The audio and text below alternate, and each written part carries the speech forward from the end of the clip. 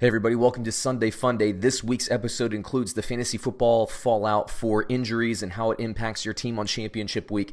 This is week 16 of the NFL and fantasy football season. We have our top NFL picks. That includes the pick six computer picks, as well as Sean and Brad, myself and Brad, I should say, from the Get Paid podcast. We have Chris and Mario from Underdog's NFL show talking about Tom Coughlin. And of course, we have RoccoBot's fantasy football computer picks. Let's just get rolling with our fancy new video intro. All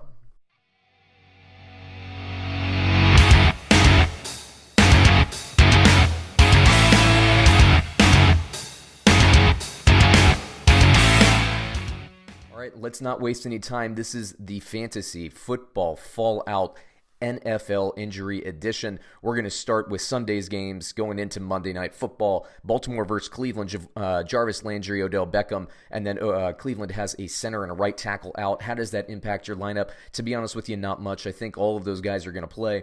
I think Beckham is going to be slowed down a little bit. I think Jarvis Landry has the nicest game, and then obviously Baltimore comes in very healthy, so I think you're fine there. Carolina versus Indianapolis, you have Curtis Samuel for Carolina. You also have a defensive end, linebacker inside, linebacker out. I think that bodes well for Indianapolis and their team. Now, Indianapolis has some defensive players out as well, so that will help Will Grier in his start. I still like DJ Moore. I still like Curtis Samuel, assuming he plays. And then I like the Indianapolis Colts in an absolutely, although mathematically they're still alive, they're probably out of the playoff chase, but they absolutely need to win. And I think they'll put it all on the table against Carolina, who's giving up a lot of points. You have Cincinnati versus Miami.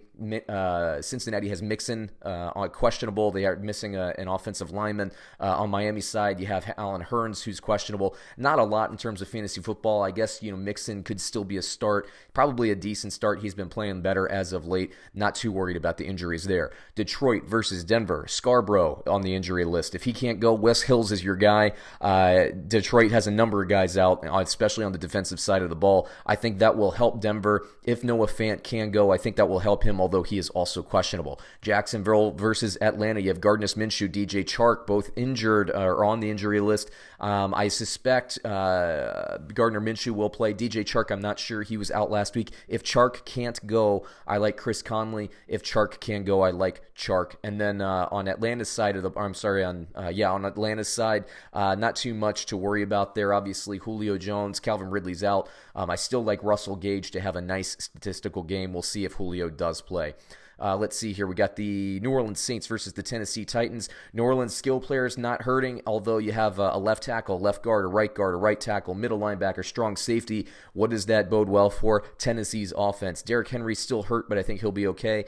Corey Davis and Humphreys, they're both on the injury list at the wide receiver position. I think Lattimore is going to match up on A.J. Brown. I think this will be a nice game for Corey Davis and Jonnu Smith, especially if Corey Davis, is still banged up there. New York Giants versus Washington. We still don't know what's going on with Evan Ingram or Rhett Ellison. I still like the tight end for New York, whoever that is, whether it's Caden Smith, Evan Ingram, or Rhett Ellison. For Washington, I think it's all about that running back, and you can play McLaurin. But nothing really on the injury list that would be concerning as of this point for Washington. You have Oakland versus the Chargers. Jacobs and Renfrow both being on the injured list with Oakland out of the playoff hunt. It worries me. I would think that Oakland will start to play younger guys at this point, phase out and give their talented young running back a chance to heal up towards the end of the season so that he can be part and they can be convinced that he'll be part of the full offseason regimen. I would think the same would be the case with Renfrow. You don't want lingering injuries getting into March, April, May, June, past draft time and during camp time. They're going to want those guys loading up for next year. Oakland's a talented team, so watch that situation, although I do still play Josh Jacobs if he's available. For the Chargers, nothing that concerns me on the injury list, and I think this will be a nice game for the Chargers. Pittsburgh versus the New York Jets. I think James Conner's back. Juju Smith-Schuster, it all comes down to whether or not he's going to play. He feels like he wants to go, but we'll see if Coach Tomlin there will keep him out of the lineup. For the Jets, you have Robbie Anderson and Demaryius Thomas both on the injury list, but I think they'll be there. More concerning, though, for the Jets is they have a left tackle, right tackle, defensive end, nose tackle, strong safety, defensive back. Basically, their entire defense looks questionable. That helps Pittsburgh. I still think this will be a lower scoring game, but I am a little bit of a bigger fan of Pittsburgh's offense than I usually am this week, and otherwise would be for the New York Jets based on some of these injuries. A few games left here. We have Arizona versus Arizona versus Seattle. You have Christian Kirk on the injury list, and then a few guys on their defensive line and their inside linebacker and so on. That bodes well, I think, for the Seattle Seahawks running game. So I think Chris Carson does well. Now for the Seahawks, 3 offensive linemen and I think 4 or 5 defenders. This could be a closer game than you would think just based on how banged up Seattle is. However, I do still think Seattle wins, and Russell Wilson is not on the injury list, and that always bodes well. Also, keep in mind Josh Gordon is out now with that suspension, so it does fall back to DK Metcalf, Tyler Lockett, and other less heralded guys but still very talented guys on Seattle's roster. You have Dallas versus Philadelphia. Dak Prescott, it looks like he'll, as of the time of this recording, play, although he's been kind of limited throughout the week. Then they have Dallas has a lot of people like, 3 offensive linemen, including both tackles on the injury list. Vander Esch is out again. You have Sean Lee, who could potentially be out. That bodes well for Philadelphia. On their side, they have Howard, Aguilar, Arcega-Whiteside all on the injury list. I think Ward and I think your tight ends for Philadelphia will be the ones to dominate this game for Philadelphia. Will be an interesting one. Dallas's wide receivers play well, especially with a defensive back and a couple of defensive linemen on the injury list for Philadelphia. Kansas City versus Chicago. Damian Williams continues to be on the injury list, but everything else is clean for Kansas City, so I don't think that impacts your fantasy lineups too much. Chicago, the interesting one is Taylor Gabriel. Since Gabriel has been out, Anthony Miller has played well. When Gabriel comes back, I think he's going to eat into Anthony Miller's value, so if you're thinking about flexing him and riding him through this weekend, do not do so if Gabriel will play. And then lastly, we have Monday Night Football. Jimmy Graham, I don't think that's a big fantasy impact. I doubt a lot of you out there are hinging your playoff or your championship hopes on Jimmy Graham. And if you are, good luck to you. And now Minnesota on the running back side. It looks like Dalvin Cook, he has been ruled out as of the time of this recording. And Alexander Madison, he's still up in the air for him, but I doubt he's going to play, which means the running back duties do fall to Boone. I think you can feel safe starting him. He'll get you volume. He's not going to get you the yards per carry average, but I do think he's definitely good enough to play this week. Everybody out there, best of luck. Make sure you keep paying attention to the injury list and how they will impact your team. But I tell you what, why don't we move it right now to RoccoBot's top 6 picks of the week. All right, everybody, this is the precursor to the pick 6. I always like to show my computer picks. And before we get moving here, I do want to add this disclaimer here, as I always do every week. Look, gambling, don't do it illegally. I'm not endorsing that. Don't do it. That would be dumb. Don't gamble money you can't afford to lose if you are going to gamble. That would also be dumb. Don't expect the robot to understand the intricacies.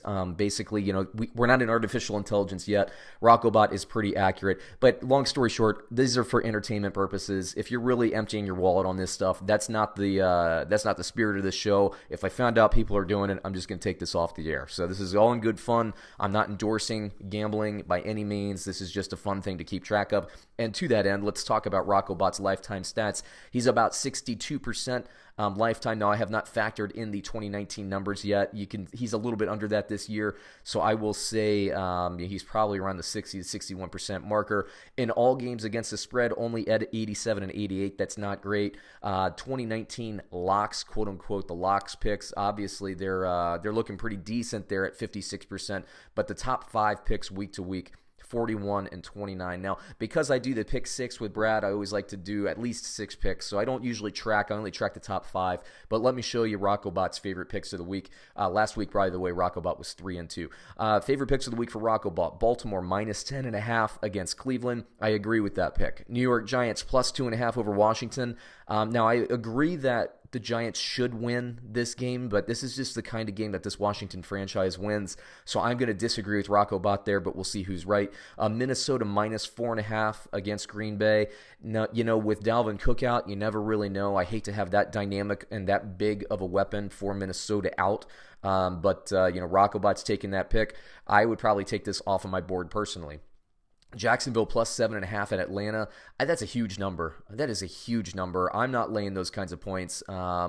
I don't think Atlanta covers this spread, or I'm sorry, and neither does RoccoBot, by the way. RoccoBot has Atlanta winning the game, but losing this in the spread. So Jacksonville, I actually like that pick quite a bit. You have the Jets +3 over Pittsburgh. RoccoBot has the Jets winning, but we also talked about earlier in the show how many people the Jets have out. So I would reserve this pick until I figure out who is actually going to be active for the New York Jets. And then lastly, Arizona +9.5 over Seattle. It has Seattle winning the game, but that's a big spread, and Seattle's banged up. So, and if you look at actually Seattle's net margin, as great as their record has been and as strong as this team is, the net margin of victory is actually a lot lower than you would think. It's only like a point and a half or something like that. So I'm actually with RoccoBot on that pick. But you know what? Why don't we just go ahead and look forward? Let's bring on our recorded segment with Brad from the Get Paid Podcast. This will be the Pick 6 from the Get Paid Podcast.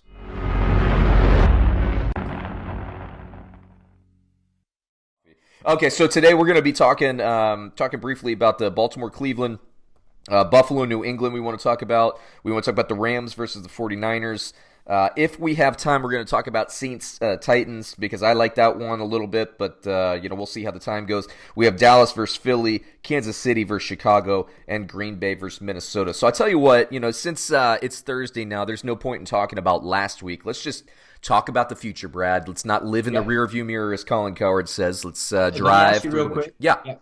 Is there a game tonight? I don't know. know. No. Thursday night's done. I actually forgot about that earlier in the week. So we have 3 Saturday games. The Saturday slate, I believe, is Baltimore, Cleveland, Buffalo, New England. There's Saturday games. Yeah, there's 3 of them. And I think, for some reason, I have Carolina, Indianapolis written down. I don't know if that's the 3rd one, but I know we get Baltimore, Cleveland, and Buffalo, New England, I believe. So I could be wrong on that because sometimes I write down these games alphabetically as opposed to schedule time and all that. So I apologize to the audience if I'm wrong there. But I know Baltimore, Cleveland's on Saturday for sure. So as that said, Brad, let's talk Baltimore-Cleveland. Awesome, let's do it. Yeah, so Baltimore was -10.5. I'm going to read some baseline numbers for you, as I did to the audience earlier in the week when we were talking about analytics. These are crazy stats, Brad. I read some of these off last week, but Baltimore, okay, not home or road, but Baltimore's just regular average for the season. They score number 1 offense in the league. They score 33.7 points per game. Now their defense, you remember their defense started a little bit slow. They had that Kansas City Chiefs game early in the year. They got run over by Baltimore or by Cleveland the first time that they played them. Well, since that Marcus Peters trade, they've been getting better and better. Their defense is ranked 4th in the league now, Brad, in points given up at 18.4. Now let me tell you about how they are on the road, right? So they score 33 at home, and they give up 18.4 for a net, by the way, Brad, of 15.3, best in the league there. Wow. On the road, Brad, they score 37.3. They score more on the road. They give up 16.9. They give up less. The net there is 21 almost. Wow. Insane. That's wild. That is insane. Cleveland, meanwhile, they give up 21. They give up 24. They score 21. So no surprise there. Cleveland's not, what really, unfortunately, the Cleveland Browns fans thought that they would be. They are everything, again, unfortunately for Cleveland fans, that Brad and I thought that they would be this year. Right. What do you think, man? Baltimore -10.5. I don't love those double-digit lays. What do you think, man? I think that Baltimore is going to absolutely destroy Cleveland. I think they're going to dismantle them in every way, shape, and form, every possible way, from coaching to quarterback to line play to running back. I think it's just going to be seamless for them. And let's keep in mind that one of the most baffling victories of the year was Cleveland going into Baltimore and winning. Right? Now, was one of those? Was that the game that I was at your house for? Were we watching? That's the one. Because I remember. Yeah, we watched that. That's when Nick Chubb reeled off that 75-yarder. Remember? And I was railing, I was yelling that Nick Chubb is the best running back in the league, which I've been saying this now for 2 years. He's the best running back in the league, and you saw it on display that day. When Cleveland gives him it's the same thing for me with the Rams, who we'll talk about a little bit later, and Todd Gurley. When they give him the ball and make him the emphasis of the game, I just don't think there's any stopping him. Yeah, and then I think a few things happened. I think maybe Baltimore, they were probably trying to figure themselves out still at that point, because remember, they didn't really. I don't think they really caught fire like this till like week 5 or 6. And then they just started blowing everybody away for like 7 or 8 straight weeks, right? And they're still on that pace. Yeah. And I think that they're really, really going to be ultra excited about beating the crap out of Cleveland. Yes. I mean, just more excited than any other week. So I completely agree, Brad. I think Baltimore found their way. I'm going to look up, but I feel like their 2 losses were early in the season. I don't know how many games in a row they've won, but I know it's been quite a run.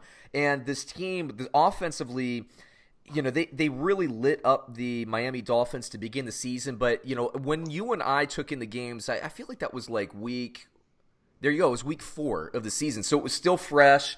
And I believe that was the last loss that Baltimore took. I'm going to look that up and confirm it while we're talking about it. But it sounds right. Yeah, sounds right. Like right when they made that trade for Marcus Peters, this defense. So I play a ton of like fantasy football, daily fantasy and stuff. And this Baltimore defense has gotten better and better, and their ranking fantasy wise has improved, and their points per game given up has decreased, which means their defense has improved. This defense, all of a sudden, I look at it, I was thinking, the defense has given up a little bit too many points. Now I look at it, it's just like, wow, that net. I mean, 4th in the league points given up, 1st in the league points scored. The only other team that kind of challenges, there are 2 teams actually. So you have San Francisco, who we'll talk about in a bit. They're 2nd in the league in points scored, 5th in the league in points given up. And then the New England Patriots are 8th in terms of points scored, which will surprise a lot of people, and 1st in points given up. So those 3 teams, and just in terms of net average of points, like net margin of victory, are a cut above everybody else in the league. And that's why I think Patriots, a lot of people are sleeping on them. Brad and I don't sleep on the Patriots. It's one of the rules of this podcast. And by the way, Brad, yes, that Cleveland game was the last loss. Then right. Baltimore beat Pittsburgh in overtime. So that was a close game, 26-23. They kind of slept through a Bengals victory, 23-17. Then they kind of beat up on the Seahawks by 14, and that's when you start to see the run. So it looked like week 7. Then they had the bye week. Then they played the Patriots after a bye week, destroyed the Patriots 37-20, and then they've just been rolling through teams. Now I thought last week I took the game off my board, but I thought the Jets had a chance just because the Jets' run defensively are better than they are, pass defense, and obviously the Ravens want to run. So I thought, maybe it'll be a case where the Jets hang close and get a late touchdown. And I guess I wasn't far off. I think that line was 15, and the margin ended up being 21. So you're talking about a garbage touchdown at the end of the game would have covered it, and that's exactly what I was afraid of, so that's why I stayed away. But, yeah, man, Baltimore, just to talk more about this game, Baltimore, having been run through by Nick Chubb, who went for 165 yards and 3 touchdowns, I don't see that happening again. Baltimore's a young team. They'll want to play the revenge game a little bit more than maybe an older team. They have young energy. I love the leadership that I'm seeing from Lamar Jackson. The dude is like, I'm not going to say he's like Jordan-esque because Jordan was on a whole other level, how crazy he got to motivate himself, but he keeps the everybody in the game. So I'm with you, Brad. I don't like laying the points, but when you and I agree, and by the way, RoccoBot, who is better than both of us this season, my computer also picks Baltimore. When the 3 of us agree, I don't even have metrics on that, but when the 2, me and you, Brad, agree, we're about 60%. I haven't been keeping track this year, but we were last year, and we were when we shut down the Pick 6 podcast, we were at 60% earlier this season, so I'm with it. Let me talk about Nick Chubb just a little bit before we move on to the next game, Brad. Nick Chubb, Brad, in 2 years, has a 5.2 yards per carry average, Brad. In 2 full seasons, 5.2. And so Kareem Hunt has come in and kind of eaten into some of the key snaps. When Nick Chubb gets over 20 carries, this team is way too competitive. Right. The last 2 weeks, Brad, he's been over 7 yards a carry. Give him the ball. Give him the ball. That's wild. He went for 15 and 106 in the win against Cincinnati. He went for 17 and 127 in the loss to Arizona. Give him the ball. Get him the ball. Dude. Yeah. Here's the problem, though, is when you have such big personalities at quarterback and wide receiver, like the biggest names on your team are those positions. You're gonna have a hard time selling the players, and you're gonna have a hard time selling management, and you're gonna have a hard time selling the fans that we Yep. need to be a power run team. Yep. Yeah, and Right? It's the downside. that's why I always thought Freddie Kitchens, well, I shouldn't say this. This is why the jury was out on him for me, is he needed to be that kind of head coach that could stand up to all that pressure and say, nope, this is what we're going to be doing. And I didn't think he could, and we're seeing that he can't, in my opinion. But I'm hearing, Brad, that they're going to bring him back. I believe Glazer might have reported that they're going to bring him back. Something? I think they should bring him back, right? I You don't- want to know why? You Why? want to know why?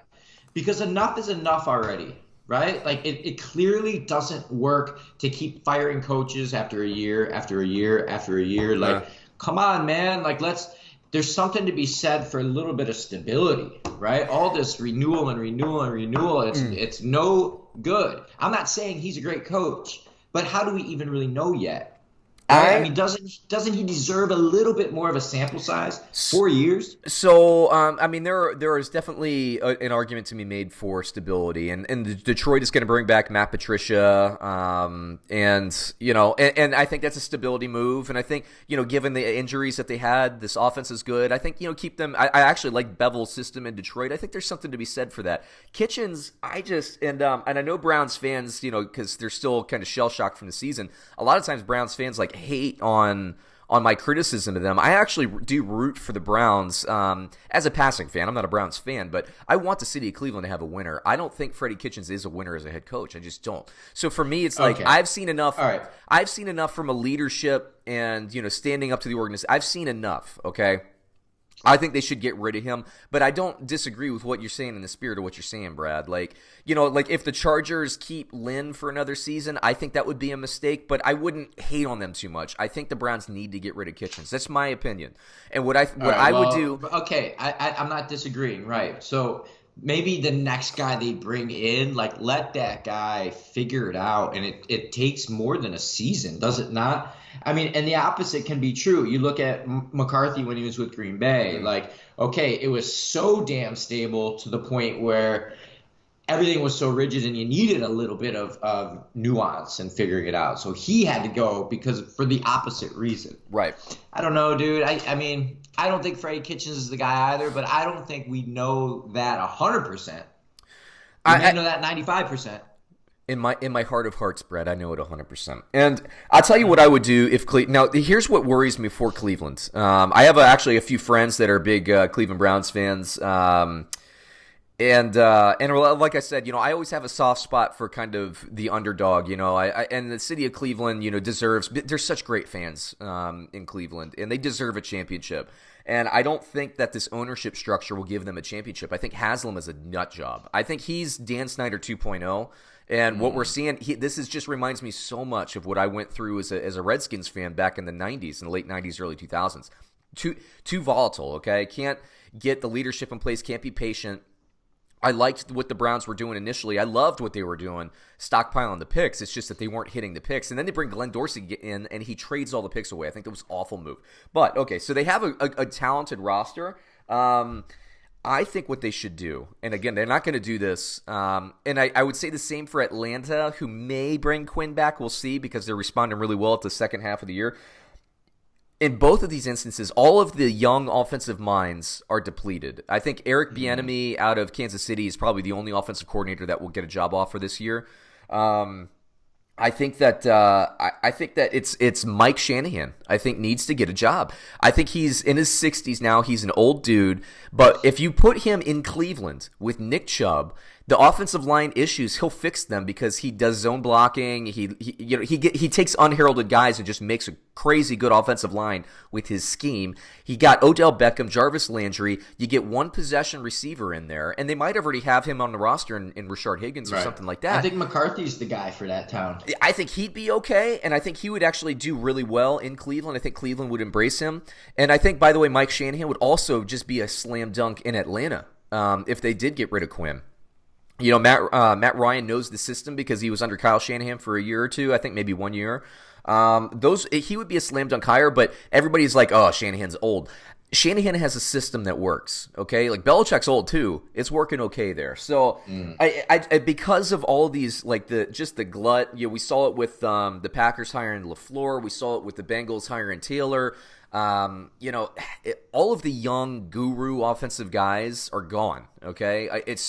It's depleted. They need to either go old or defense, and I personally don't like going head coaching defense. So that's why I would kind of go older to Mike Shanahan. He's going to be strong. He's going to stand up to the ownership. He has experience working under Snyder. But, and I think Shanahan will take the job because I don't think he's going to get a lot of opportunities. I think that would be a slam dunk, and I think Cleveland would be in the playoffs next year. I really believe that. But it's not going to happen. It's more of a pipe dream for me. Only team this decade without a winning record. Oh, my goodness. A winning season. A season. Oh, Cleveland. Poor Cleveland. They deserve better, as my phone alarm goes off. Okay, Brad, let's move to the next game. Let's see. We have Buffalo plus 6.5 at Kansas City. What do you think on that one? Just line. No, not Kansas City. Sean. No, Wimbledon, I'm playing model volleyball. I'm just like trying to set you up, Brad, and then you're just doing one of these. All right. Our podcast audience is like, what is this guy doing? I'm posing. Buffalo plus 6.5 at New England, Brad. Buffalo, baby, all day. Buffalo. That's the craziest thing I've ever said. Tell me. Yeah, nah, man. Funny. Okay, so me and RoccoBot are all in Buffalo. I think the spread is about 3 points too high. If you would have told me New England by 3, I would have said, yeah, that sounds about right. Yeah. I think the spread's too high in this game. Now, I believe the Patriots won 17-10 the last time they played, but I think it was 16-10. You might be right. I think you're right because I think the spread was like 6.5, and I lost the bet. I believe you're right, Brad. And I believe they got a special team score in that game. Mm-hmm. And right? I also which is how they've won a few games this year. Hey, I know, and New England's definitely the most resourceful team of the year. They block a punt every other game. I've never seen anything like it, really. You know what? You want to give a job to somebody? Give a job to New England's special teams coordinator. Jim Harbaugh. Harbaugh's an ex-special teams guy. Look out there. No, man, but New England, yeah. So I mentioned before, they give up 26.6 points per game. They give up 12.9 points per game. They score 26.6. That's a huge margin. Buffalo scores 20.8. That's not great. That's good for 22nd in the league. But they give up 15.9. That's good enough for second in the league. So these are defensively the top two teams in the league in terms of points given up. I do What's like... the over-under? The over/under, I don't have that in front of me. I'll chase it for you. I would tend to bet the under on it. Hold on, let me pull up the odds here. Well, you would unless the over/under was 32. Yeah, I know, and I would not be shocked if the over/under here was like 38. So let me see if it somehow creeps. If it's in the 40s, I definitely take the under. I would guess that it's. What do you think it is, Brad? This is fun. I bet you the over/under is. I bet it's 35.5. I was going to say 37.5. Let's see here. Over, under. Of course, I picked the spread that doesn't have it. I'll find it. To be continued. Let's talk a little bit more about the game. Oh, by the way, the Saturday games, it's Houston, Tampa Bay, Buffalo, New England, and Rams versus San Francisco. Nice slate on Saturday. Yeah, I like that. So when I said I know for a fact that Baltimore-Cleveland was a Saturday game, I was completely full of it, as I usually am. But anyway, I think it's going to be a close game. I'll find the over/under. I think this game has bigger implications than maybe people assume, right? So the Patriots have been on the downslide recently, right? They have no offense. The thing's coming unraveled, and they've been winning lucky or special teams. You really shouldn't be winning that way, right? So if Buffalo can go in there, like New England, it's in New England, correct? Before I keep speaking? Yep. If Buffalo goes in there and wins a game in December, I think it says more than just the game, right? Because New England does not lose these games. You're right. They do not. This is a big one, too. 15 years. This is going to be the first time in a decade that a team, especially this late in the season, could equal their record. New England would fall to 11-4. Buffalo would increase to 11-4. I believe New England would still have the division based on other tiebreakers. I believe that. I haven't confirmed that. By the way, I did find the over/under, Brad, 37.5. How do you like that? I hit it right on the head. Oh, boom! Good for you. Yeah, I still take the under on that though. I do. Yeah, Slow clap. me too. I mean, I think Edelman is gonna have a bit. Oh man, they're gonna light that guy up. He's gonna Yeah. have quite the day, buddy. This is, man, and I gotta say, McDermott, if you're talking about defensive coaches, I like what McDermott's done. He's one of those guys that I think, really does value offense. And Dan Quinn was this way in Atlanta. That's why I'm not as down on Dan Quinn. Now, their defense in Atlanta sucks so bad that he deserves a lot of criticism, but his defense has been super injured the last couple of years, and they haven't gotten our baseball Ilama. Our friend Eric Brett is a big Atlanta fan. He's always railing that this team cannot find a pass rusher in the draft or in free agency to save their lives. So, and I trust him. This team does play with a lot of speed and energy. But what I'm trying to say about McDermott, though, is Brian Daboll. I like him as an offensive coordinator. What we're seeing in Buffalo is a very special defense, which I don't think either one of us are surprised by, Brad. But Josh Allen is a little bit better than we thought he would be this year.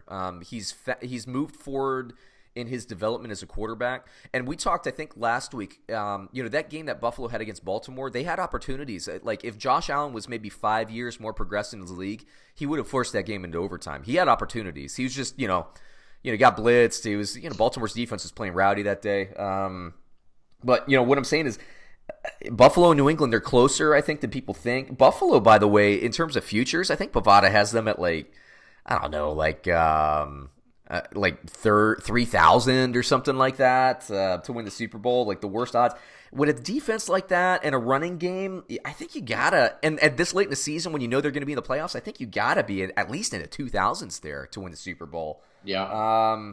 No respect there. Houston's another team that I've been talking, Brad. I've been talking about Will Fuller kind of being the difference maker on this offense. Obviously, everything runs through Deshaun Watson. I'm not saying that, and DeAndre Hopkins. But when they have Will Fuller in the lineup, it makes that team a little bit more vertical, and it opens things up for what they want to do offensively. I did go back and look. They're 7-2 this season when Will Fuller plays a full game.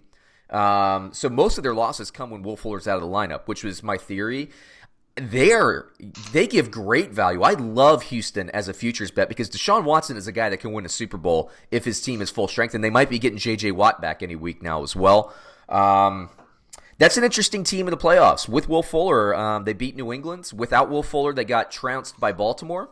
It could be interesting. Now, Baltimore still is my favorite at this point, along with New England and in my opinion, San Francisco. But I don't know. What are you thinking for Super Bowl right now? I have a hard time picking against Russell Wilson. Fair. Brad, weirdest stat. Weirdest stat. I was going through the games, like my analytics stuff. Seattle's margin of victory, so they score 26.5 points a game. They give up 24.6. Their margin of victory is like 1.9.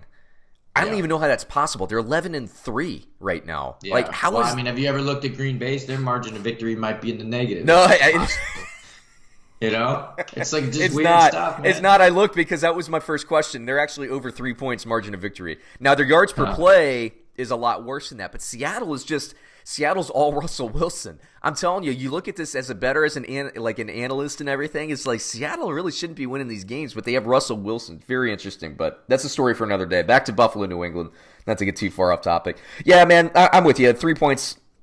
I feel like this is a 3-point game. I think it's a low-scoring game. I actually have New England winning the game 16-13. I think it's a 3-point game, just like you do.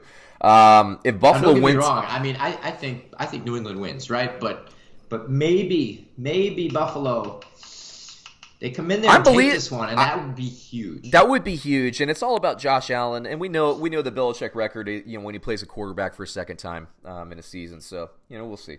Brad, let's move to the next game. We're getting a little long in the tooth here. We're in a half hour in here.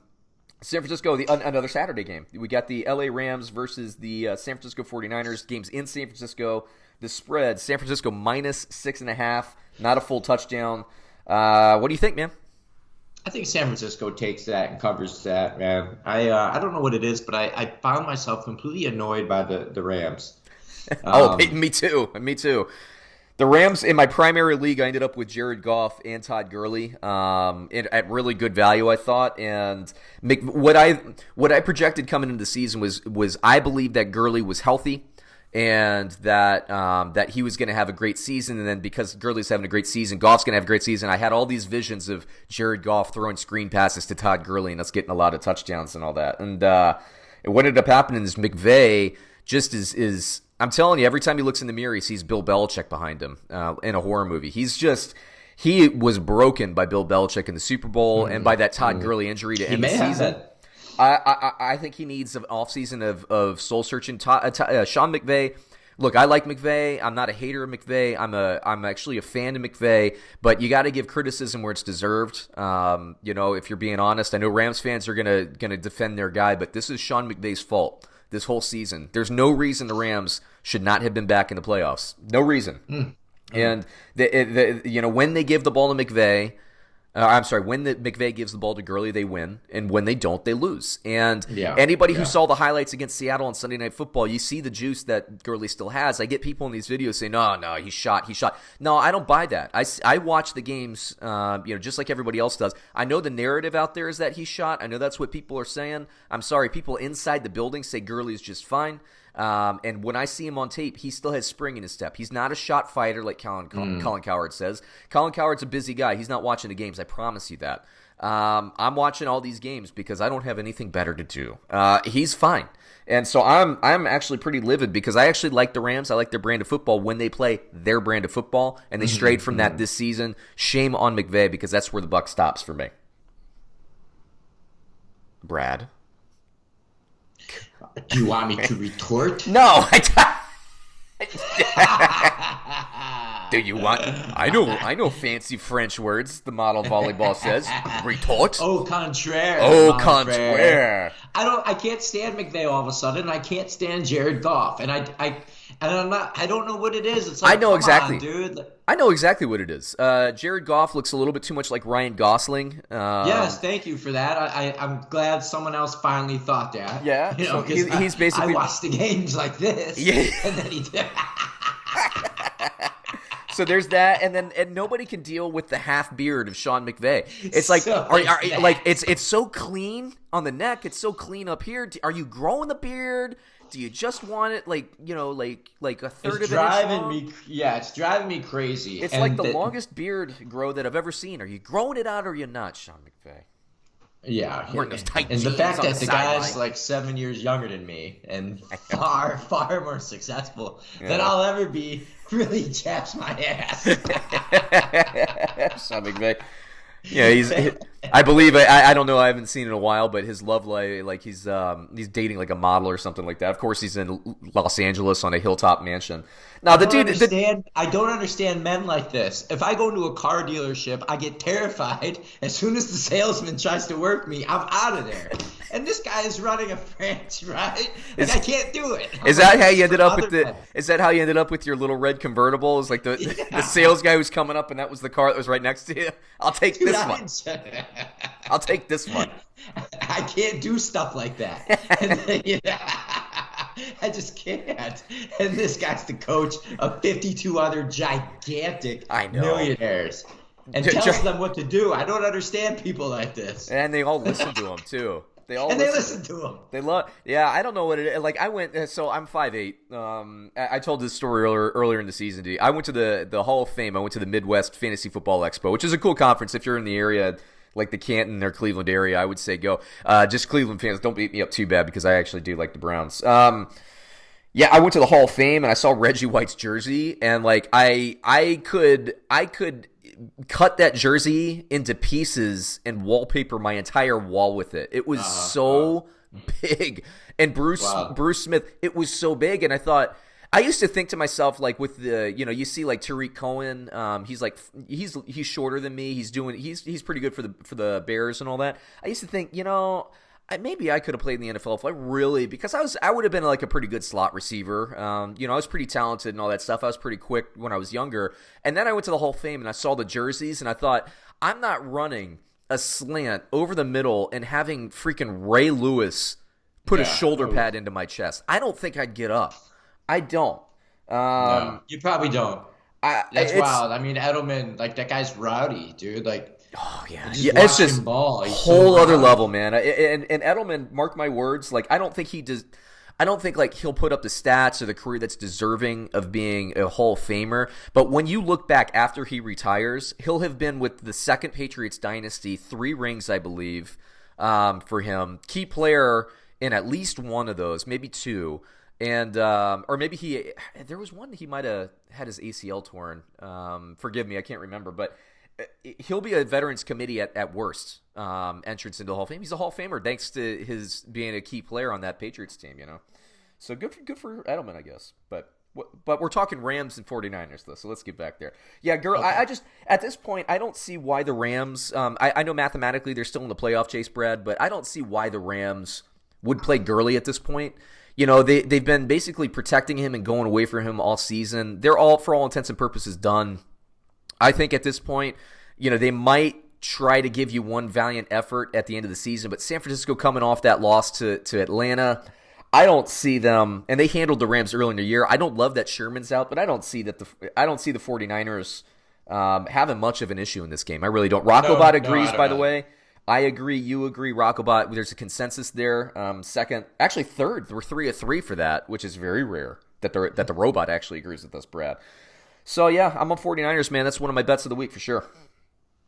Let's see. Next game we're going to talk about Dallas -3 at Philly, Brad.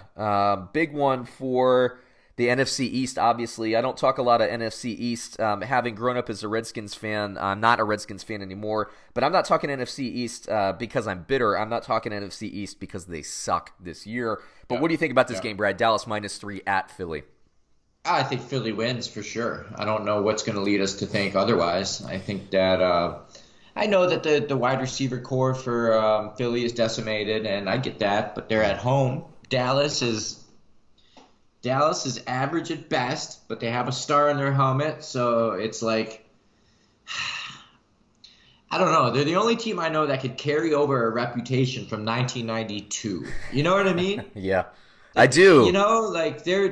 They're Cleveland +1. They're so average. You know who they're like? They're Tampa Bay. They're Detroit, but we don't view them that way. Yeah. Yeah, it's interesting. So you look at their season accumulation, they score 27 a game, they give up 20.6 a game. Those are actually pretty decent numbers, but the 27 is kind of a weird stat because they don't do that against the top teams. Right. They'll often just an average team. I agree. I'm sorry. I lost that. For the fourth game, we didn't plan it this way, but for the fourth game, RoccoBot, you and I are a consensus. We think Philadelphia not only covers but wins the game.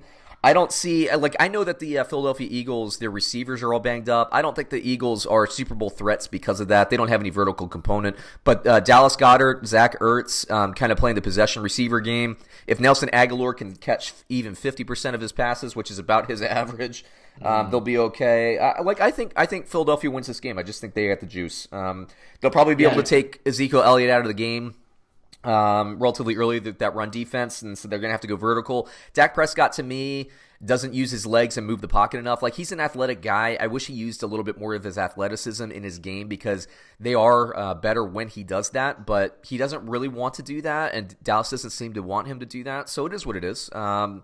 But not to say he's not a pocket passer. I just think that when you have, Aaron Rodgers, it's not like I wouldn't say he's a pocket passer. He is, but when he uses his athleticism, that's what makes him special. And I think, Dak Prescott is doing himself a disservice by not doing that. But, Brad, we're kind of running out of time here, so I'm just going to move to the next game. We agree. Philadelphia for sure. Okay.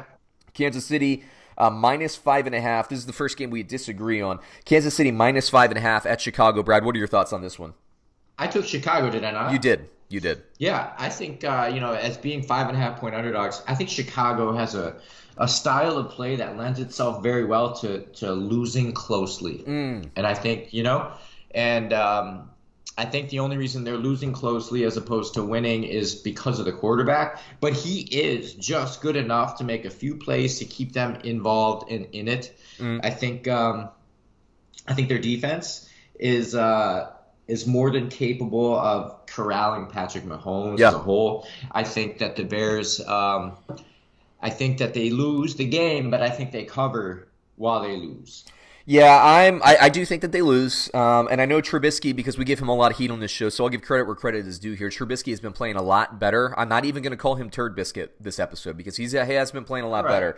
Using his legs a little bit more. Anthony Miller, I feel like since Taylor Gabriel got hurt there, and they've had to rely a little bit more on Anthony Miller, they've been a lot better. It's very interesting. So Taylor Gabriel might be back this week. I'm not sure. I think he was questionable last time I looked. And if Gabriel comes back, I don't like Miller as much. But I got to say, Kansas City, this is the first game we disagree on. I'm taking Kansas City. RoccoBot also takes Kansas City as well. I think Kansas City's defense is playing so much better. Similar to how Baltimore, right in the middle of the season, their defense started getting incrementally better. I think we're seeing this later in the season with Kansas City. So I think actually Kansas City is actually peaking at the right time. I think the offense is getting right. What worries me about Kansas City, as always, is that running game. They just can't figure that out. I thought that they would have had that figured out. And so I don't like a team going into the playoffs with a weakness like that.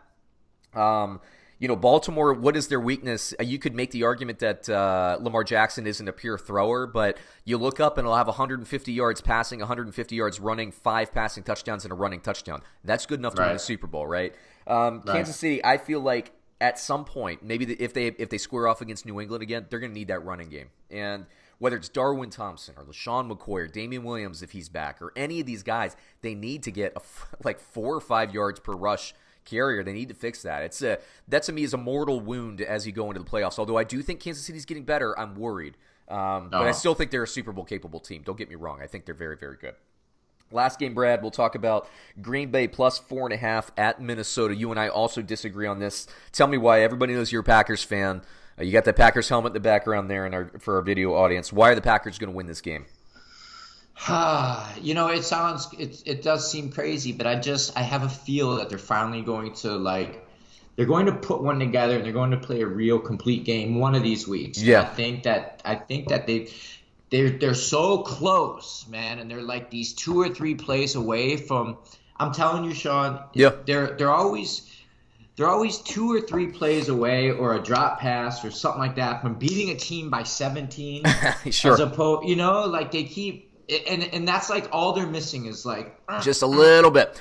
I trust the Packers certainly better than I do, and I like watching the Packers and all that. But my concern for them, and I think you share this concern, is they don't have a second receiver opposite Davante Adams, and we thought 100%, and that is a concern for sure. So that to me is Green Bay. We were just talking about Kansas City's mortal wound going into the playoffs is their lack of running game. Green Bay's is lack of opposite receiver. It's terrible. So clever and good defenses can maybe roll and double cover, like a very talented defense can double cover Davante Adams, take him out and play man to man on the other ones, like Geronimo Allison, Valdez Scantling, Kumaro. None of those guys can do it. When I watch the Packers, I think Alan Lazard's the guy. Put him opposite. He might not be the fastest guy, might not be the best route runner, but he makes plays. Put him on the opposite side, throw deep to him, and it'll open things up for Davante Adams. But they don't do that. And maybe they'll save it for the playoffs. I don't know. Minnesota, for me right now, is playing better than Green Bay. I think and they're a better roster. I agree with that. Yeah, I understand. I think with what I'm hearing, what you say is, Green Bay is close, and you think that this is the game they'll string it together. But if you were an objective audience, you could see that Minnesota probably should be the favorite here. Yes.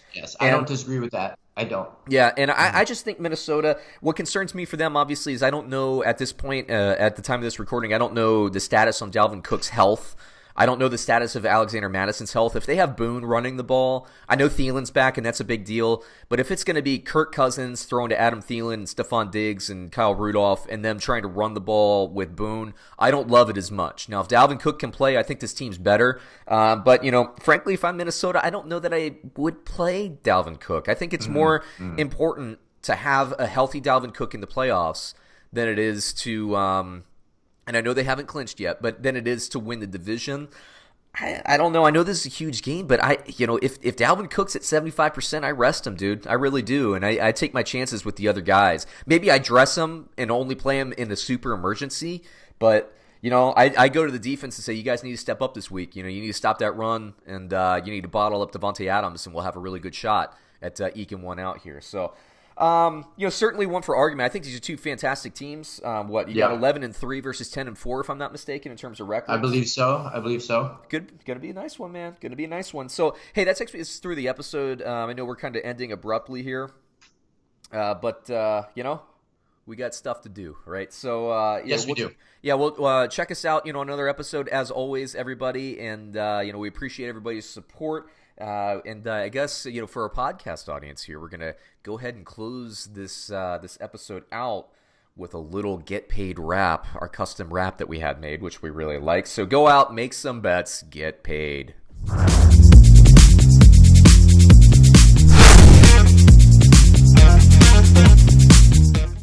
right, and now that we're done with that pick six section, let's talk about the computer projections. I'm bringing RoccoBot back. Yes, everybody's favorite creepy pick'em robot. RoccoBot is my fantasy football and pick'em engine, my football engine basically that I wrote. It's a little computer program, but I named it after my creepy friend Rocco. Part in jest, part because it makes me laugh. But there you go, RoccoBot. This was the RoccoBot predict section, the top 10 players at each position, but I'm going to give you 20 running backs because it is such an important position. And let's just dig right in here. In the week 1 through 10, now some of these games have already happened as of the time of basically the release of this show, namely the Houston game. Now, Deshaun Watson didn't play as well as we thought he would, but he was the number one rated quarterback coming into the week, according to RoccoBot. Then it goes Russell Wilson, Lamar Jackson, Dak Prescott, assuming he can play. Jameis Winston, I always thought was volatile. He didn't live up to expectations either, but I feel pretty good about the rest of them, including Ryan Tannehill, Phillip Rivers, Matt Ryan, Eli Manning, assuming he goes, and not Daniel Jones, and Gardner Minshew. At the defense and special teams position for fantasy purposes, you have New England against Buffalo, Pittsburgh against the Jets, Baltimore against Cleveland, San Francisco against the Rams, Minnesota against the Packers, Kansas City, the New York Jets against the Pittsburgh Steelers, Tampa Bay, Tennessee, and Seattle. If we move it forward to the wide receivers in order, Michael Thomas, Tyreek Hill, Will Fuller, who did not meet expectations, DeAndre Hopkins, who did not meet expectations, Keenan Allen, James Washington, Scott Miller, who did not meet expectations, DJ Moore, Devontae Adams, and A.J. Green. But A.J. Green, let's be real, he's not actually going to play, even though he's perpetually on that injured report. The tight ends, Seattle, let's see, Jacob Hollister, number 1, Travis Kelce, Zach Ertz, Austin Hooper, George Kittle, Mark Andrews, Jared Cook, Darren Waller, Hunter Henry, and Evan Ingram if he can go. And I'll give you the top 20 running backs in order. Christian McCaffrey, Alvin Kamara, Dalvin Cook, Leonard Fournette, Kenyon Drake, Chris Carson, Austin Eckler, Saquon Barkley, Ezekiel Elliott, Mark Ingram, Nick Chubb, Josh Jacobs, Melvin Gordon, Marlon Mack, Raheem Mostert, Joe Mixon, Devontae Adams, Derrick Henry, Philip Lindsay, and James Conner. So that would bring me through the RoccoBot top 10 picks and 20 for the running backs. Why don't we close out this episode with an excerpt from the Underdog podcast, the NFL version of the podcast. Chris Horwedel, our fearless leader, the Dawn, the fabled Chris Horwedel from Underdog podcast. He's talking with his co-host of the NFL show, Mario Hines, about Tom Coughlin's firing from Jacksonville. Everybody, this is where I'm going to sign off. I hope you all have a great holiday week. I hope everybody has a great end of the year. I will be back, and the Sunday Funday will be back next week. Although the fantasy football season's coming to an end, we're going to gear up for the Super Bowl run for many of your teams there. So we'll close it out once again with Chris and Mario. Everybody out there, be good.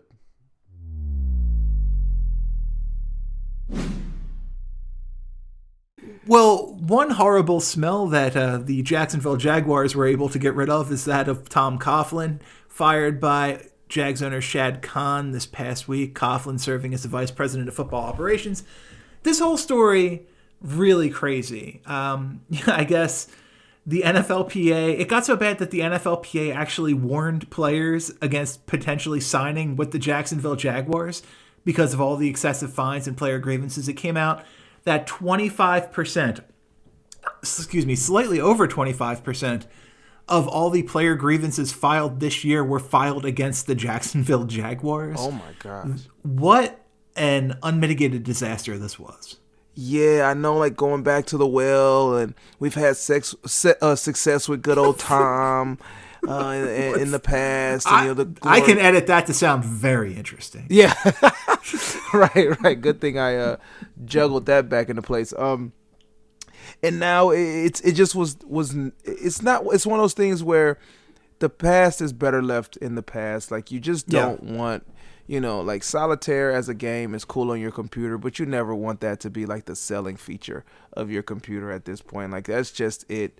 And now, that kind of the clocks are set back. Like, it's news that every clock in the building is back to normal time. Like, that's the type of thing that was going on there. So players not only had to deal with, the mediocrity of football, but then there's this other, layer of how do we go about interacting with management? How do we go about interacting with the people that are making the decisions, the front office? And it's just not relatable. I hate it here. Yeah, and it's sort of an interesting tale of a couple of seasons, too. Khan hires Coughlin in 2017 when Khan buys the team, and, it seemed like things went pretty well at first, even though there was, to say unique. A unique structure in that front office is probably giving it too much credit. Coughlin had all say over all football matters, even though he had a general manager in place as well. The Jaguars, they bring in A.J. Boye, they bring in Barry Church, they bring in Calais Campbell. That seemed to work out very well. They get Fournette and Cam Robinson in the draft. They get D.D. Westbrook. Things seem like all right. Like this is going well. That Jaguars team sneaks into the playoffs on the backs of their defense and a game manager type season from Blake Bortles, and then it just all sort of goes to hell. They take some big shots that don't work out. They spend a lot of money on Nick Foles, and he's backing up Gardner Minshew at this point. Right.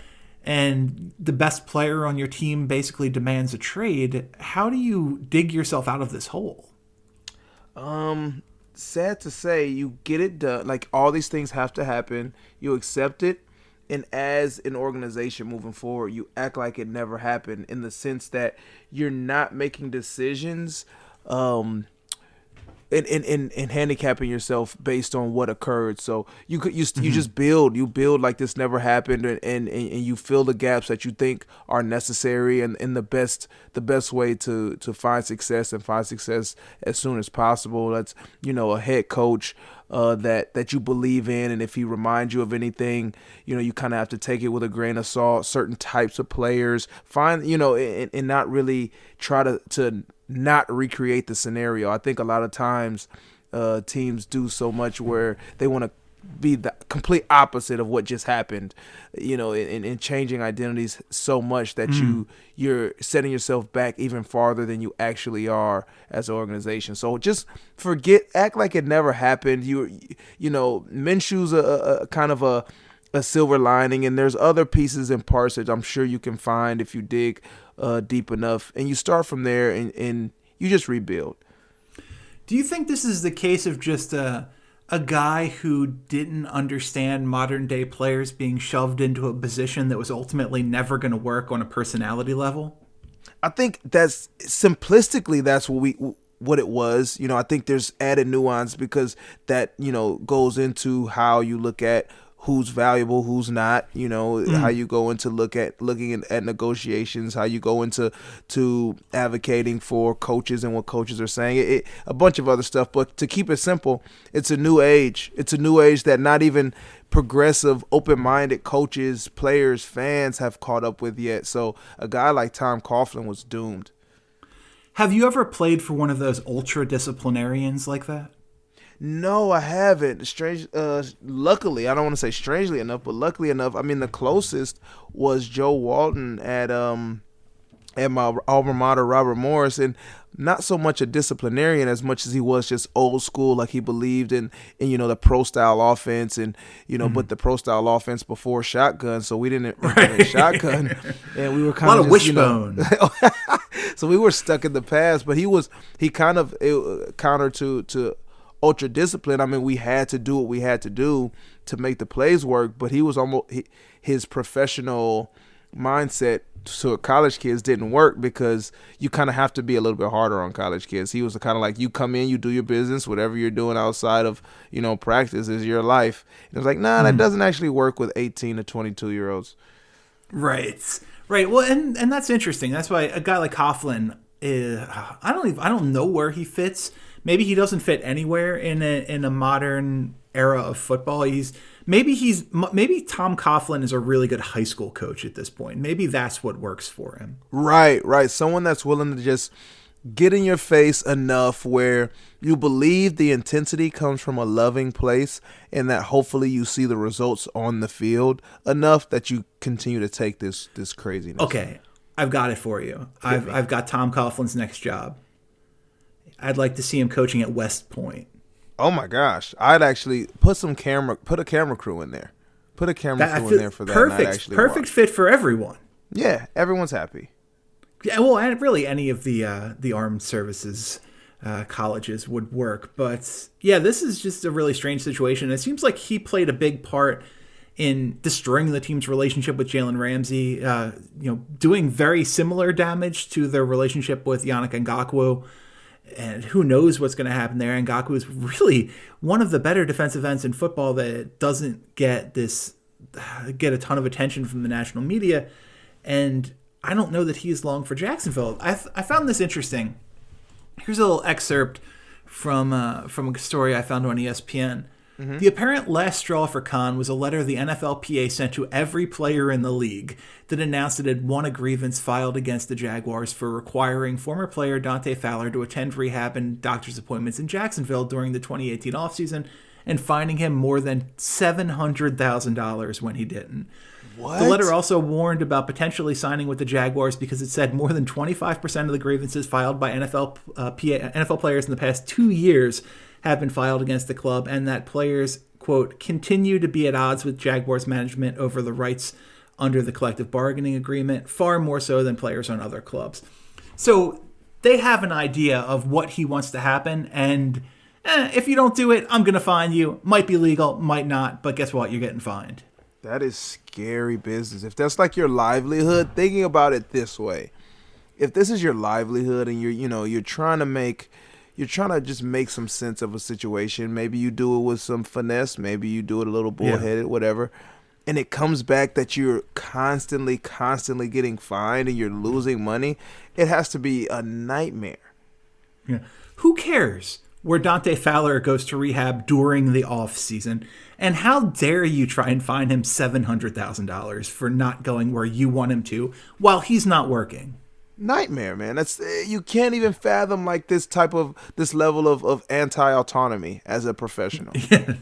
Yeah, and I guess the one thing I would take from this is that if you ever fire a guy once, because let's not forget the Jaguars fired Coughlin back in 2002 when he was their coach and general manager, just move on. It's not going to work that second time. Who tried it? The Cleveland Cavaliers tried it with Mike Brown a couple of times because he was a lapdog for LeBron James, and never quite worked out the way they wanted it to. Yeah. So it's a nightmare.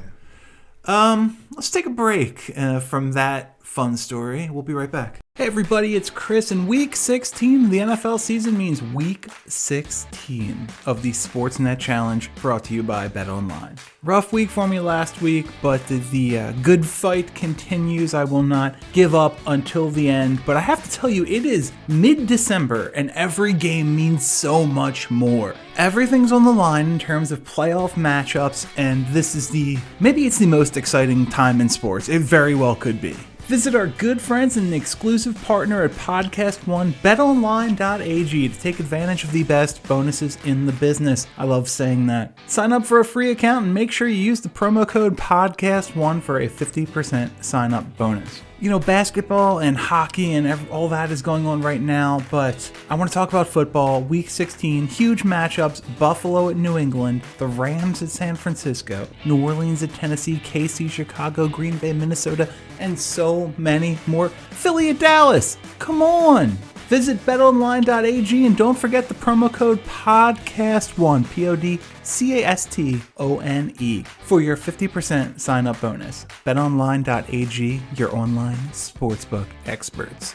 All right, Mario, we're back. I want to talk a little bit about the developing story with Dak Prescott and those Dallas Cowboys headed to face the Philadelphia Eagles this weekend.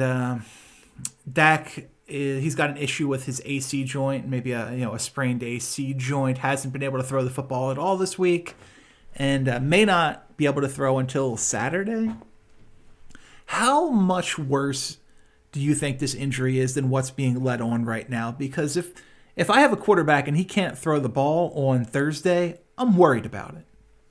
Yeah, I mean, so this is the injury that I had. I guess the most serious injury besides losing my teeth was the sprained AC joint. And I was ready. I missed one game, but actually I missed 2 weeks because we had a bye week, off week. And yeah, that first week was, I was in a sling the entire week. And I have, extra calcified bones sticking out of my shoulder because I didn't wear it as much as I needed to. And I just say that to say that I don't know how Dak is planning on I mean, I do know how. I mean, there's going to be a long needle stuck into his shoulder so that he's not feeling a thing. But, I mean, I don't think that it's worse than what's being reported. It's just a sprained AC joint. You lose strength, flexibility, feeling, like you lose all that stuff. Your arm is just a noodle, and impact affects it. Like I said, I came back 3 weeks later, 2.5 weeks later, and I took out my mobility had come back. I mean, my pain tolerance is pretty high, but I could do nothing for like when it just goes numb. And I had a moment where I went across the middle for a post, caught the ball, took I would say an average shot. It wasn't even a big shot, average shot on the shoulder. I get up and my arm is just hanging, and I have to like go out for a couple plays. No matter, how tough you are, the muscle group, the nerves just stop working. So I don't think this is worse than what they're reporting. It's just a serious injury. And I don't know how his arm's going to actually work effectively come Saturday. So you get hurt. Those 3 weeks later, are you playing with the benefit of that magical shot, or are you just on rehab? I didn't. No, I think 3 weeks gave me enough time to gain my mobility back naturally. That and some stem, like a lot of stem, electromagnetic whatevers, and I don't think the shot would have been scary to not feel it and just go out there. But yeah, I think 3 weeks was the window that they gave me, and I just was able to work that mobility back. But the pain was there, and like I said, the nerves were still exposed.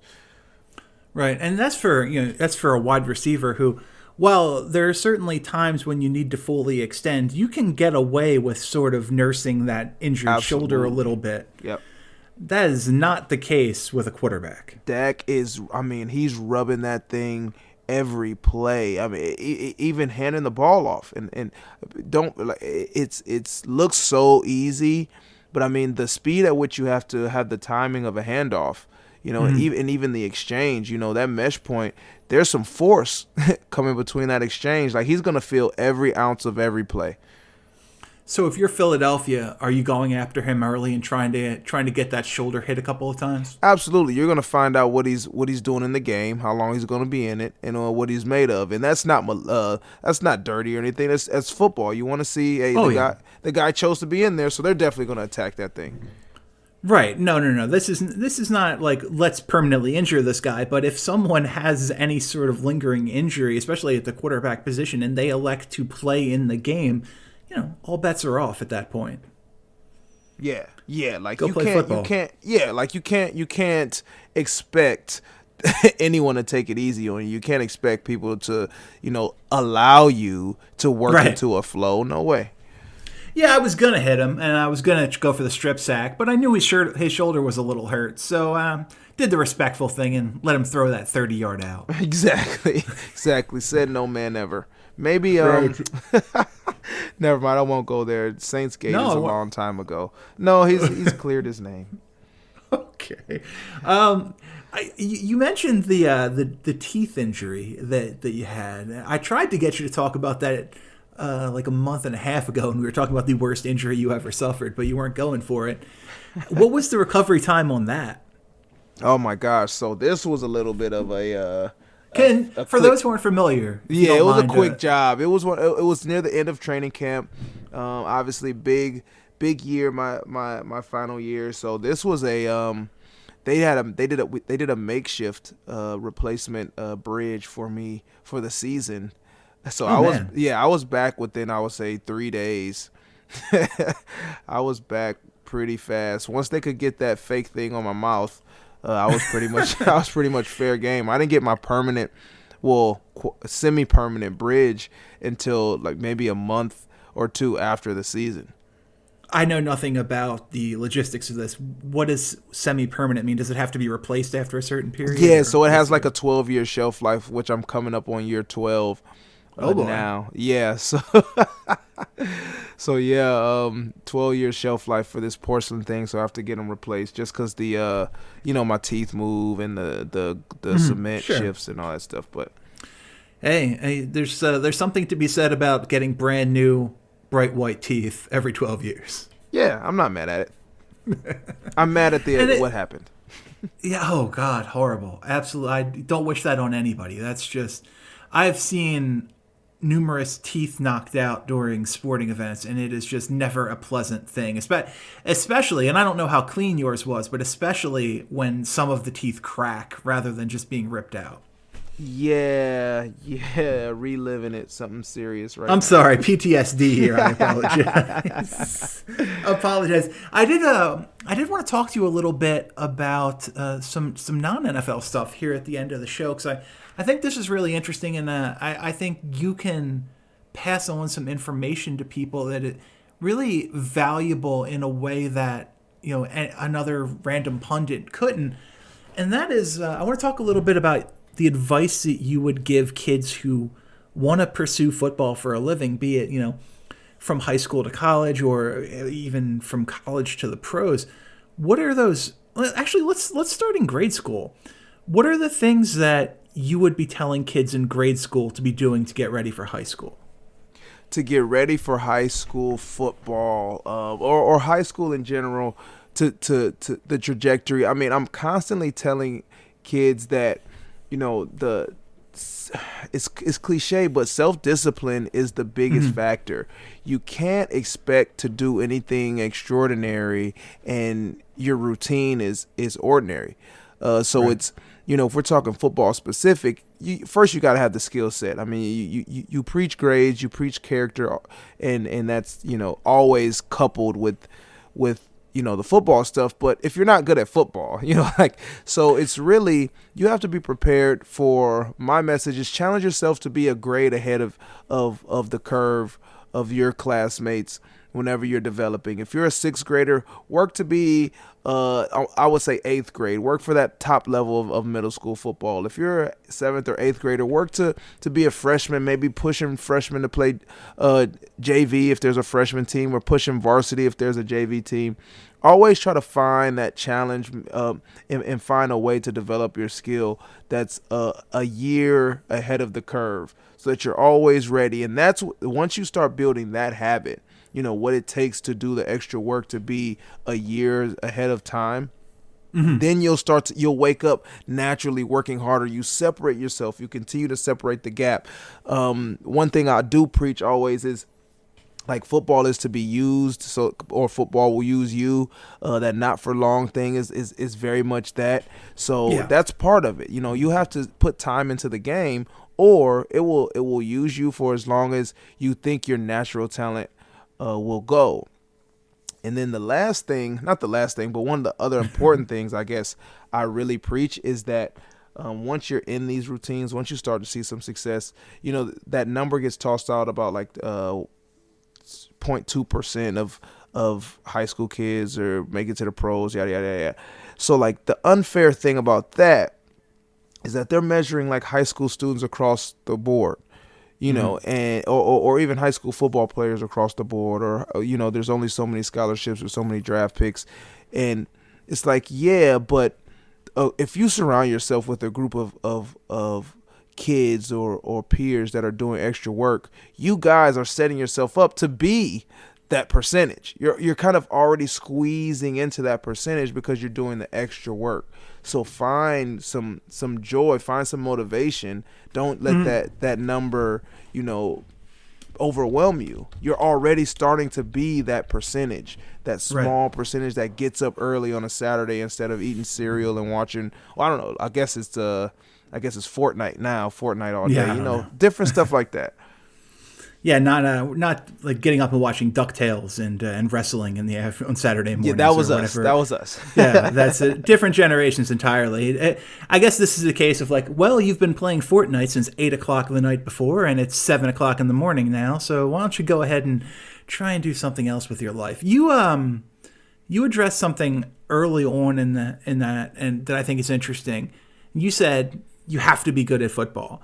For, let's say someone isn't the most naturally skilled athlete, how much do you think, how much opportunity do you think exists in an average person to improve their skill level to the point where they can compete at a higher level?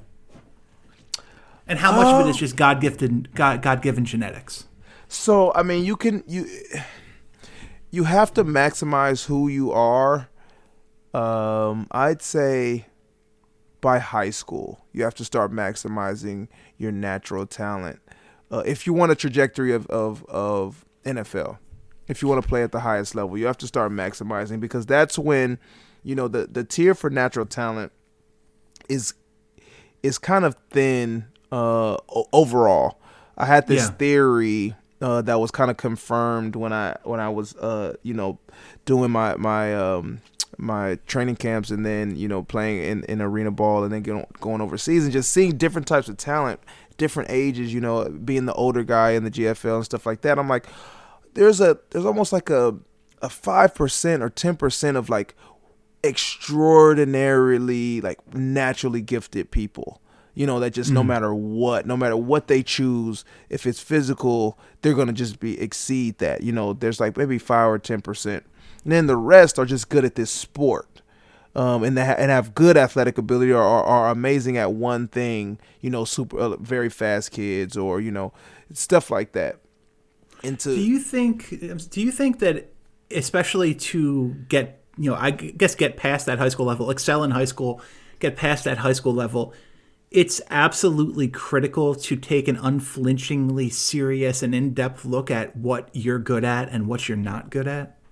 The sooner you become good at what you're okay at and great at what you're good at, you'll start to see that it maximizes. And that was one of the things, again, I wish I was told earlier. I was always on this pursuit to gain weight. I was always on this pursuit to this magic number that I thought would be acceptable. And what I should have been doing was, finding ways to maintain my weight, and gain muscle, where, doing it in the weight room the right way, but just becoming ultra fast and quick, and just being the fastest guy I could possibly be, and being the most explosive guy, and never getting tired, and making that part of like the special part of my game is just so special it can't be denied. And then obviously rounding it out with football skill. The sooner a kid can do that, find out what you're good at. If you catch everything in sight, develop another way to do it. Upper echelon. If you're a big receiver, maximize every big receiver tool, technique, whatever, so that part of your game is so unstoppable. You do it so subconsciously that it carries you almost as you're learning, and as you have these the learning curves of new levels, or high school to college to starting in college, stuff like that. And maybe this is a naive take from an onlooker, but it seems to me, and I think this was the way it was when I was in high school as well, that we had plenty of guys who were really, really fast, and almost none of them actually knew how to run routes. And the guys that could run routes and had the footwork down were the guys who separated themselves from everyone else. Yes. So once you're a fast guy, but then you're a football player, or you're just a fast guy. So if you're a football player, that's why I say you get good at football. You can be all these other things. Get good at football and maximize what you're really, really good at in football. So if you can, like, you have to be the best at what you're good at. Route running, you'll always have a job if you can run routes. Anquan Bolden, I think the biggest testament to that is the start of Anquan Bolden. Even his whole career, but the start of his rookie year, and then I always match it with Charles Rogers.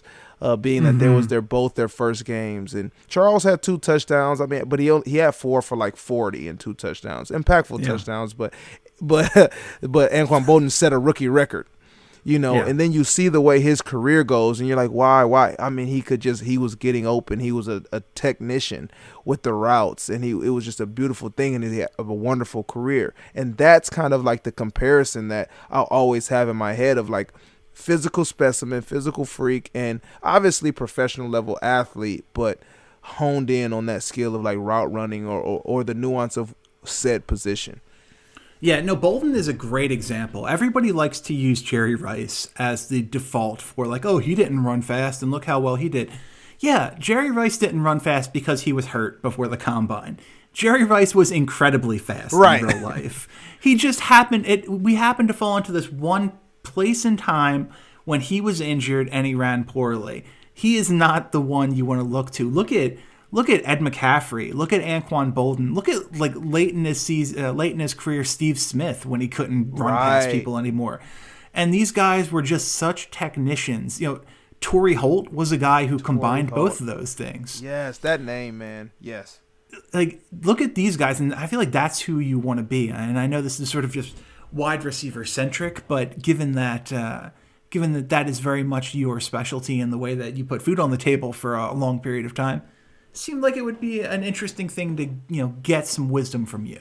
Yeah, man, it's the thing I use, actually. It's my compass for the world. Like how I, navigated the world as a wide receiver, the sport as a wide receiver. It's kind of how I learn and grow as a human being. Like, okay, remember when you were at this level of your game, this is what it took.